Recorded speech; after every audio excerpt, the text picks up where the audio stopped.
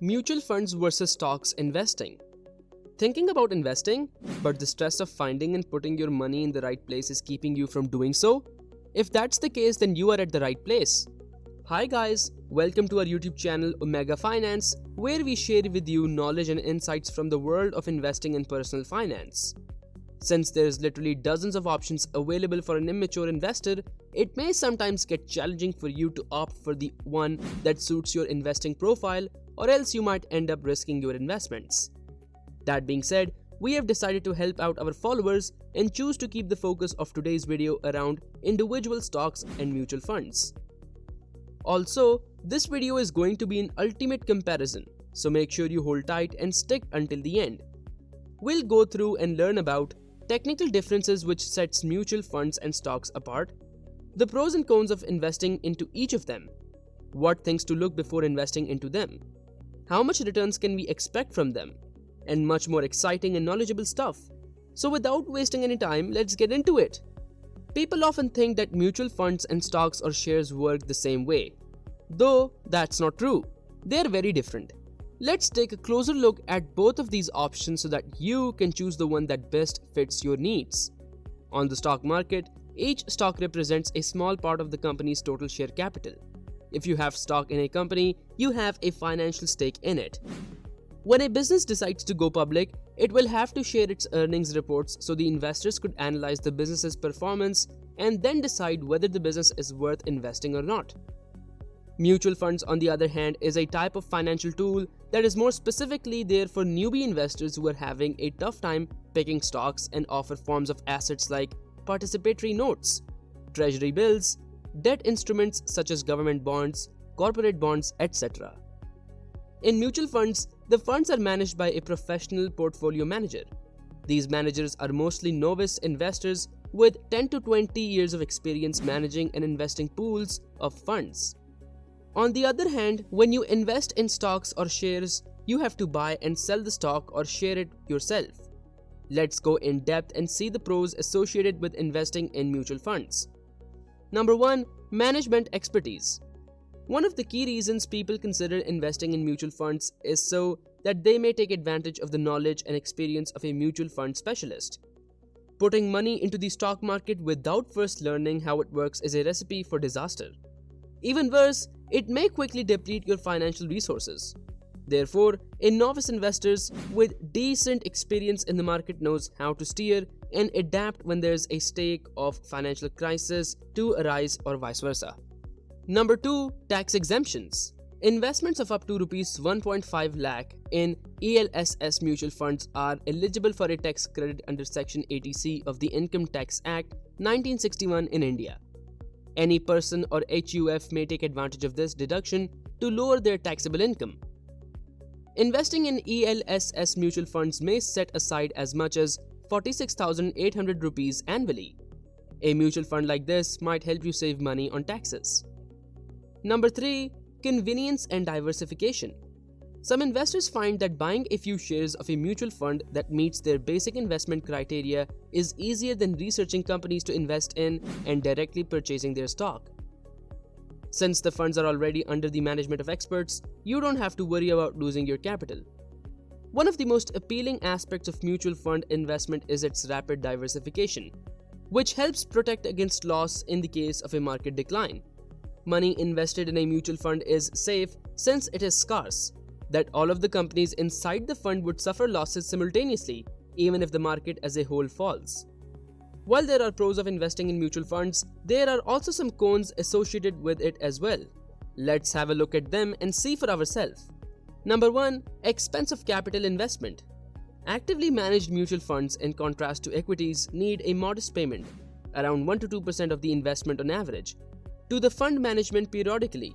Nonetheless, the principle of economies of scale that tip the scales in favor of mutual funds is generally overlooked. Investing in the active management of the funds will cost more. Still, mutual funds are so huge that their shareholders pay a tiny percentage of the brokerage fee that an individual investor would pay in a similar situation. Number 2. Horizontal investment. Most mutual fund investments don't start producing meaningful returns until after 5 to 7 years. This is due to the long-term expansion potential of these investment vehicles. However, if you invest well in stocks and know when to purchase and sell, you may see significant gains quickly. How much time and energy you are willing to dedicate to learning about the market will determine whether you should invest in mutual funds or stocks. Mutual funds may be the way to go if you start out in the financial world and want a relatively risk-free way to build wealth. However, investing in stocks is preferable if you are a stock market expert and have enough spare time. For now, this was all for mutual funds. Now, to give you a much deeper and detailed comparative analysis of both, let's have a look at the disadvantages and advantages of buying stocks on your own. The possibility for huge returns above and above the market average is the main attraction and benefit of owning individual stocks. The most significant downside is the possibility of massive losses in the event of lousy business performance. To make a well-informed choice about investing in the company's stock, you should study the firm's financial performance and outlook. Having too much of your portfolio concentrated in a few firms isn't an excellent way to spread your risk, especially if those companies are all in the same industry, like energy, materials, or real estate. It is suggested that you start diversification on your own to protect yourself from risk. Let's sum it up and conclude the best option. A greater degree of control at lower total expenses may be available via investing in individual equities if you have the time and want to. But this comes with the following caveats. When investing in stocks, you must be familiar with risk management and diversification. If you are not interested in or don't have the time to manage your own portfolio of investments, a mutual fund is a great way to diversify your holdings with the help of a dedicated team of experts. The market has thousands of individual stocks and a wide variety of mutual fund possibilities. Finding a mutual fund that fits your investment objectives and time horizon may involve some legwork, but you can generally forget about it once you have done so. Okay, so what are the approx returns we can expect? Depending on the sort of mutual fund you choose, the typical rate of return might vary widely. There are different types of mutual funds and each has its own way of investing an expected rate of return. The returns on index funds are highly correlated with market indexes like the Sensex and the Nifty. According to the World Bank's collection of development statistics, which were gathered from official sources, the return on the Indian stock market was 21.5% per year in 2021.